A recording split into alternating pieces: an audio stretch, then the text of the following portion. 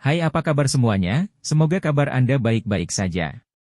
Terima kasih karena sudah memberikan support dan juga kesetiaan Anda untuk membangun channel Codot Film. Yuk kita lanjutkan alur ceritanya, sambil siapin kopi dan cemilan, setting suara volume full.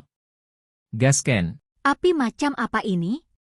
Bahkan seseorang dengan pikiran sekuat Si Hao merasa sedikit terpana sekarang. Ini terlalu aneh. Cahaya api itu tenang, terus berubah di depannya. Ada simbol di dalam api yang terlihat seperti terbuat dari logam, berkedip-kedip dengan cahaya seolah-olah mereka memiliki substansi yang nyata. Ini mulai lagi. Murid Si Hao seperti pisau saat dia menatap ke depan dengan gugup. Transformasinya semakin jelas setiap kali, tampak semakin nyata, bahkan sampai memiliki kehidupan. Pada saat ini, bola api berubah menjadi pohon lagi, batangnya seperti naga yang membentang ke langit. Cabang-cabang menggantung ke bawah satu demi satu seperti rantai tatanan ilahi, melepaskan suara hualala. Ini bahkan lebih seperti Dewa Willow sekarang. Teknik Kaisar Petir muncul berikutnya. Petir menutupinya dengan rapat, membentuk sosok manusia yang menjulang tinggi ke langit di atas. Sosok ini menghasilkan teknik yang tidak akan pudar setelah puluhan ribu tahun, sangat misterius. Ternyata bisa juga seperti ini. Si Hao sangat terguncang. Nyala api ini tidak menampilkan teknik yang sebenarnya, melainkan menyimpulkan hal-hal, dan kemudian menguraikan ke dalam konsep transenden. Itu membuatnya sangat terguncang. Itu seperti cermin, menerangi teknik yang tak tertandingi. Pada saat itu, Si Hao tampaknya telah melihat kekurangannya. Saat dia melihat teknik dan dao melalui iluminasi, nyala api ini, dia menemukan bahwa mereka memiliki beberapa kekurangan. Menggunakan api sebagai cermin. Mata Si Hao menjadi cemerlang. Dia menenangkan dirinya, dan begitu saja, dia mengamati teknik dan dao itu, mengamati adegan yang dihasilkan oleh nyala api itu. Itu menghasilkan refleksi, menampilkan kelemahan jalur daonya sendiri. Jika aku terus seperti ini, bahkan jika aku bukan Kaisar Petir, atau Kun Peng, mungkin aku bisa menampilkan kekuatan terbesar yang hanya bisa mereka tunjukkan suatu hari nanti, kan? Tidak peduli seberapa berharganya teknik itu, orang yang menciptakannya akan selalu menunjukkan kekuatan terbesarnya, karena itulah yang paling cocok untuk mereka. Sangat sulit bagi individu generasi selanjutnya untuk menyelaraskan dengan mereka ke keadaan yang sempurna. Angin kencang bertiup. Dunia bawah tanah sangat bergejolak. Qi Daolin kembali. Dia tidak hanya mengoperasikan seni 8 langit ke-9, dia bahkan mengoperasikan roda ajaib saat dia turun ke tempat ini. Gelombang panas yang tak terkatakan yang membuat seseorang merasakan sakit menyerang seluruh tubuhnya. Terlepas dari apakah itu daging atau jiwa, semuanya akan terbakar menjadi abu. Tempat ini berkembang dengan cemerlang. Mata Si Hao sangat kesakitan, dan kehendak ilahinya terasa seperti dipotong oleh pedang surgawi. Dia hampir pingsan, merasa seolah-olah dia telah jatuh ke dunia bawah yang paling kejam. Dia berteriak keras bahwa hal-hal yang buruk. Nyala api ini meletus, akan menunjukkan kekuatannya. Dia mungkin menderita bencana karena ini. Namun, kegelapan abadi yang dia antisipasi tidak datang. Dia masih hidup, masih berdiri di sana. Api itu menghilang. Dia mengulurkan tangannya, menyadari bahwa itu tidak rusak. Betapa tangguh. Nyala api ini cukup untuk membakar keberadaan tabu yang tak tertandingi sampai mati. Ekspresi Qi Daolin rumit, mengungkapkan keterkejutan yang tak ada habisnya. Dia mulai mencari di sekitar sini. Ketika nyala api itu menjadi tenang kembali, menjadi lembut dan suci, itu seperti lampu kuno yang tidak akan pernah padam, ditemani oleh surga dan mengamati dao agung. Namun, begitu meletus, itu menjadi sangat menakutkan. Ki Daolin sangat memahami bahwa bahkan jika surgawi tua datang pada usia keemasannya, kemungkinan besar dia masih akan menyimpan keluhan. Nyala api yang terbuat dari simbol ini terlalu aneh. Kemana perginya? Ki Daolin bertanya. Si Hao menggelengkan kepalanya. Baru saja, cahayanya begitu cemerlang sehingga dia mengira dia telah dibakar menjadi abu, jadi dia tidak bisa melihat kemana api misterius itu terbang sama sekali. Ki Daolin mengerutkan kening. Indra ilahinya sangat kuat, tetapi pada saat itu, dia benar-benar kehilangan jejak aura api misterius itu, seolah menghilang ke udara tipis. Ini cukup aneh, seolah-olah nyala api itu menyebar begitu tipis sehingga menghilang dari muka bumi. Itu tidak mungkin masuk ke tubuhmu, kan? Ki Daolin bingung. Namun, ketika dia mengangkat Si Hao dan melihat sekeliling, dia tidak melihat jejaknya. Si Hao mengamati dirinya sendiri, tetapi dia juga tidak merasakan apa-apa. Ini benar-benar aneh. Kemana perginya? Tuan dan murid melihat sekeliling. Apakah itu masuk ke peti mati tembaga? Si Hao bertanya. Mustahil. Saya berada di arah itu sekarang. Ki Daolin menggelengkan kepalanya. Dia berdiri di antara peti mati tembaga dan cahaya api, sehingga seberkas api itu pasti tidak mendekati 9 kerangka naga atau peti mati kuno. Mereka melihat ke seluruh dunia bawah tanah, tetapi tidak memperhatikan apapun. Itu pindah. Si Hao terkejut. Dia melihat peti mati tembaga bergerak dan 9 kerangka bersinar. Kabut cerah samar menyelimuti udara, melepaskan gelombang fluktuasi yang mengejutkan. Kemudian, kekosongan menjadi kabur, mengalah. Tempat ini mulai terdistorsi. Berangkat dalam perjalanan. Tatapan Ki Daolin menusuk seperti listrik, menatap ke arah itu, tapi dia tidak bergerak. Itu karena perubahan ini mungkin sangat berbahaya. Saat itu, tuannya terluka parah justru karena dia mengejar peti mati 3 dunia, yang juga akhirnya menyebabkan kejatuhannya. Fluktuasi yang dilepaskan sangat intens. Kekosongan terbelah, dan seperti matahari keemasan yang besar, itu hancur berantakan. 9 kerangka naga dan peti mati 3 dunia segera menghilang dari tempat ini. 10 garis cahaya abadi muncul, tidak diketahui apa yang akan terjadi. Saya harus kembali dan mengamati dengan cermat perubahan di dunia ini. Ki Daolin berkata dengan ekspresi serius. Tidak diketahui apakah perubahan ini baik atau buruk. Sulit untuk memprediksi efek dan hasilnya. Sebelum pergi, Ki Daolin melakukan pemeriksaan lagi pada Si Hao, dan setelah memastikan bahwa nyala api sudah tidak ada lagi, dia pergi. Jika kamu tidak bisa mendapatkannya, maka aku harus merebut api Great Scarlet Sky. Api itu adalah api kuno yang terkenal. Dari apa yang digali dari reruntuhan kuno, itu sangat mengejutkan. Great Scarlet Sky Heavenly Lord masa lalu berkelok-kelok melalui 9 langit dan ke-10 bumi, sosok yang sangat menakutkan. Tidak dibutuhkan. Si Hao menggelengkan kepalanya. Alasan pertama adalah karena dia tidak ingin menempuh jalan yang diambil orang lain, dan yang kedua adalah karena dia tidak ingin Ki Daolin mengambil risiko bahaya. Itu karena nyala api itulah yang digunakan Akademi Dewi sebagai alat tawar-menawar dengan Akademi Tebing Ilahi. Lampu warna-warni menyala. Mereka menghilang dari tempat ini dan tiba di permukaan. Kemudian, mereka kembali ke biara yang tenang itu. Selama 2 hari berikutnya, Ki Daolin mengamati langit, tetapi dari waktu ke waktu, dia akan menghilang, bergegas ke berbagai tempat untuk melihat apakah ada hal aneh yang terjadi di alam yang lebih tinggi. Dia cukup gugup.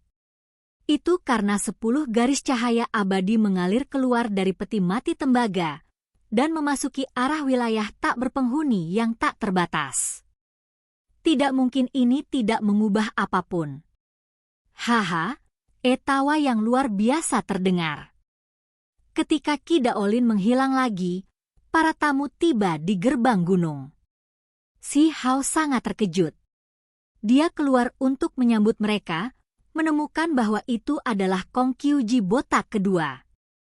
Tentu saja, sekarang burung merak ini tidak lagi botak. Ketika dia pindah, bulu 5 warnanya cemerlang, seolah-olah emas abadi bergerak melintasi langit. Itu brilian dan mempesona. Kenapa kamu datang? Setelah tiba di alam yang lebih tinggi, Si Hao sangat merindukan alam yang lebih rendah. Mereka yang memasuki alam yang lebih tinggi dan mengetahui detail batin tidak banyak. Kamu menimbulkan kekacauan yang begitu hebat, bahkan jika aku tidak ingin mengetahuinya, aku akan tetap mencari tahu.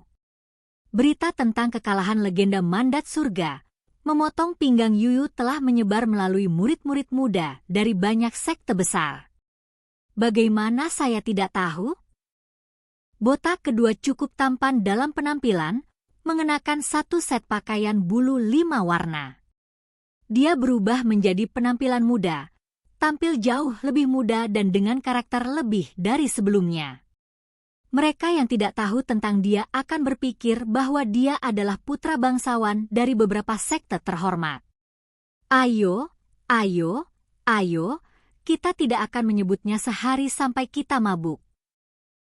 Ketika teman-teman lama bersatu kembali, tentu saja ada banyak hal untuk dibicarakan.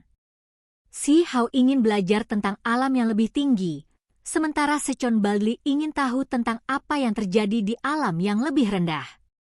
Keduanya berbincang cukup lama. Segera setelah itu, Si Hao merasakan bahwa ada semua jenis aura di luar gerbang gunung. Mereka semua kuat. Dia menemukan beberapa ratus kehendak ilahi berkeliaran di dekatnya. Siapa mereka? Si Hao mengerutkan kening. Tentu para ahli dari berbagai sekte. Anda menebang Yuyu, berita ini menimbulkan badai besar. Setelah mereka mengetahui bahwa Huang ada di sini, banyak orang ingin datang ke sini untuk melihatnya. Kamu sudah menjadi selebriti. Botak kedua tertawa, memasang penampilan yang agak vulgar sebelum menambahkan dengan suara lembut, tidak ada kekurangan keindahan di antara mereka. Apakah ada keindahan di perlombaan merak? Nya, itu halaman belakangku. Anda bahkan berani menatap keindahan klan merak? Berhati-hatilah agar saya tidak melaporkannya kepada Tuan Surgawi dan membuat Anda lumpuh. Keduanya menyemburkan omong kosong dan bertengkar secara acak. Di luar, bagaimanapun, tidak tenang sama sekali. Segera setelah itu, seorang gemuk kecil yang tampak tulus dan jujur tiba di depan gerbang gunung. Dia memiliki wajah seperti roti uap, matanya yang besar murni seperti kristal. Dia memiliki penampilan yang agak malu-malu. Anak keluarga apa ini? Anda bisa tahu dia naif dan berpikiran lemah hanya dengan melihat. Bahkan tidak akan mengetahuinya jika dia dijual. Botak kedua segera menjadi geli saat melihatnya. Si Hao mengungkapkan ekspresi aneh, dan kemudian dia berkata, saya rasa dia memiliki kemampuan untuk menjual Anda. Dia tidak menganggap lemak kecil ini sebagai seseorang yang murni. Di Origin Sky Secret Realm orang ini memiliki hati hitam dan tangan hitam, secara langsung menjebak talenta luar biasa. Namun, dia masih memberikan perasaan tidak berbahaya. Tepatnya Cao Yusheng. Orang ini juga datang. Kemarilah dan minum bersama kami. Si Hao memanggilnya. Lemak ini sangat tangguh. Baldi kedua curiga. Si gendut kecil tertawa malu-malu dan berkata, saya hanya seorang ahli agung kecil, bahkan belum dewasa. Kurang omong kosong. Anda memiliki formasi pembunuhan ketiga alam yang lebih tinggi yang terukir di tubuh Anda dan dapat melepaskan energi pedang yang kacau, dapat dengan mudah menjebak dan membunuh bakat luar biasa, namun Anda masih berani menyemburkan omong kosong semacam ini. Si Hao langsung mengeksposnya. Lemak sialan ini bahkan telah menipu dia dan kakek 15. Baldi kedua segera terkejut. Dia melebarkan matanya dan berkata, bajingan, formasi pembunuhan ketiga terukir di tubuhnya? Klan saya bahkan tidak memiliki ini. Sialan, kamu pasti salah satu dari orang aneh yang telah berhibernasi sampai sekarang, kan? Benar, dia benar-benar aneh. Mengatakan bagaimana dia akan memasuki reruntuhan untuk menemukan formasi pembunuhan kedua dan juga mengukirnya di tubuhnya. Tepat pada saat ini, kelinci kecil seputih salju seukuran telapak tangan melompat. Matanya seperti batu permata saat dia berteriak. Selain itu, mulutnya memiliki tangkai obat yang bersinar dan mengeluarkan aroma yang jelas. Mata si Hao segera menjadi bulat. Dia dengan marah berkata, kelinci, kamu berani mencuri obat suci saya yang akan segera datang. Dia sangat marah sehingga dia mengejarnya. Beberapa hari terakhir ini, dia membuka ladang obat di tempat paling suci di gerbang gunung ini, menanam beberapa obat spiritual di dalamnya. Bahkan ada obat suci yang akan segera ada di sana. Akibatnya, kelinci ini tanpa sadar ketika masuk ke dalamnya, dan seperti lobak, menggigitnya beberapa kali, hampir memakannya sepenuhnya. Mata Baldi kedua segera melebar. Ini adalah obat suci yang akan segera kita bicarakan. Ketika melihat si Hao melemparkan dirinya sendiri, kelinci kecil seputih salju berteriak, di alam rahasia langit asal, kamu masih mencoba mencuri tangkai obat suciku. Sangat pelit. Itu justru Lunar Jade Heart. Dia seharusnya adalah adik perempuan makhluk tertinggi ras, tetapi banyak orang curiga bahwa ini adalah makhluk tertinggi itu sendiri. Si Hao merasa malu. Pada akhirnya, dia berhenti. Lagi pula, kelinci ini, Cao Yusheng, dan dirinya sendiri telah melawan banyak musuh bersama. Jadi mereka bisa dikatakan telah mengalami cobaan dan kesengsaraan bersama. Kelinci putih salju seukuran telapak tangan berubah menjadi gadis kecil yang sangat lembut yang cantik, seperti boneka porselen. Ini terutama terjadi pada sepasang matanya yang merah seperti batu permata. Mata Baldi kedua hampir keluar dari menatapnya. Orang-orang ini duduk di daerah pegunungan, memanggang binatang buas dan minum anggur. Tentu saja, kelinci kecil ini mengatakan bahwa ia tidak akan makan daging dengan cara yang dimuliakan, melahap kebun obat si Hao menjadi keadaan yang mengerikan. Untungnya, dia meninggalkan obat ajaib dan beberapa batang obat suci dengan kakek 15, atau kerugiannya akan terlalu parah. Tentu saja, kelinci kecil itu mengatakan dia hanya makan sayuran. Setelah beberapa cangkir alkohol masuk ke perutnya, itu langsung menjadi benar-benar mabuk, langsung meraih daging panggang yang harum di atas api terbuka, memakannya sampai mulutnya meneteskan minyak.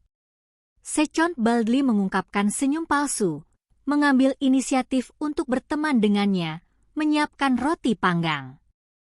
Pada akhirnya, dengan suara peng, dia langsung dikirim ke awan oleh kaki kelinci kecil itu. Sumpah, kaki kelinci ini terlalu kuat. Kedua Baldli menggertakkan giginya.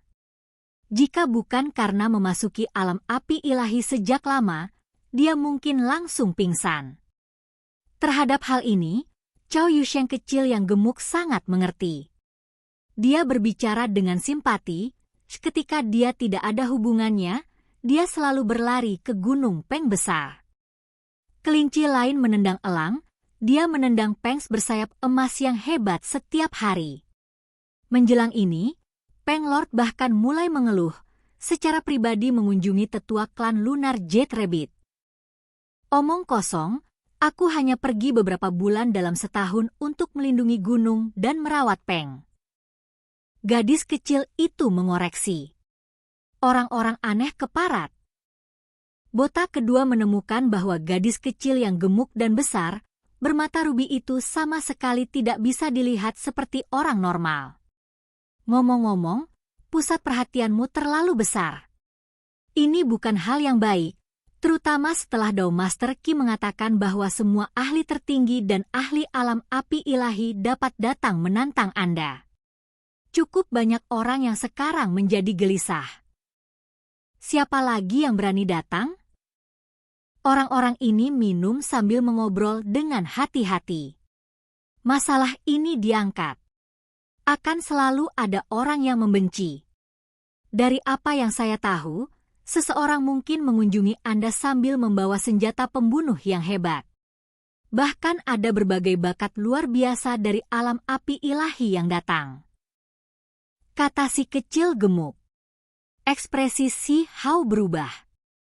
Bakat luar biasa alam api ilahi dunia ini jumlahnya sedikit, karena hampir semua orang melakukan segala yang mereka bisa untuk menekan alam kultivasi mereka sehingga mereka bisa mendapatkan keberuntungan alami yang besar dalam pertempuran besar yang menentukan di 3.000 provinsi. Mereka benar-benar tidak tahu malu. Kata Baldi kedua menunjukkan ekspresi serius. Tidak ada salahnya, pengumpulan ratusan sungai akan segera dimulai. Setelah saya kembali dari berpartisipasi di dalamnya, siapa tahu, saya mungkin sudah berada di alam dewa surgawi.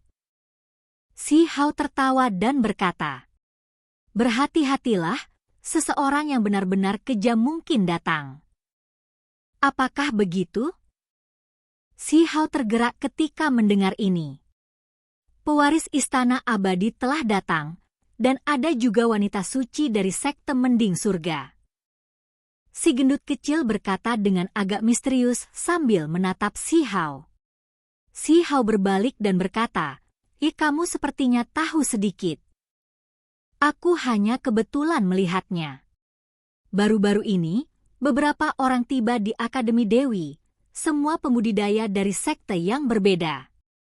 Karena takut terhadap kekuatan ganas Dao Master Qi, tidak satupun dari mereka yang berani langsung menerobos masuk ke tempat ini untuk sementara memasuki Akademi Dewi. Pewaris istana abadi dan wanita suci sekte surga mending Yu Chen tampaknya cukup tertarik pada seorang wanita muda bernama Qing Yi. Si gendut kecil berkata dengan cara yang agak kasar. Sialan berlemak, kamu tahu sedikit ya? Si Hao terkejut. Dia merasa seperti lemak ini mungkin telah melihat melalui masalah tubuh kedua Yu Chen. Saya juga mendengar bahwa pewaris istana abadi muncul di Akademi Dewi, tampaknya ingin membawa pergi seorang murid perempuan. Kata botak kedua. Dia juga mengunjungi tempat itu, kemudian bergegas ke sini dari akademi. Mencari kematian. Si Hao melompat berdiri. Baru sekarang dia mengerti mengapa Qing Yi tidak muncul selama beberapa hari terakhir ini. Ternyata dia terjebak di dalam akademi. Hei, apa yang kamu pikirkan untuk dilakukan? Membunuh pewaris istana abadi? Kelinci kecil itu melompat kegirangan. Pergi ke Akademi Dewi, kata Si Hao. Dia mengambil inisiatif untuk terbang keluar. Oke guys, jangan lupa like, comment, share, and subscribe di channel Codot Film. See you next video, peace out and bye-bye.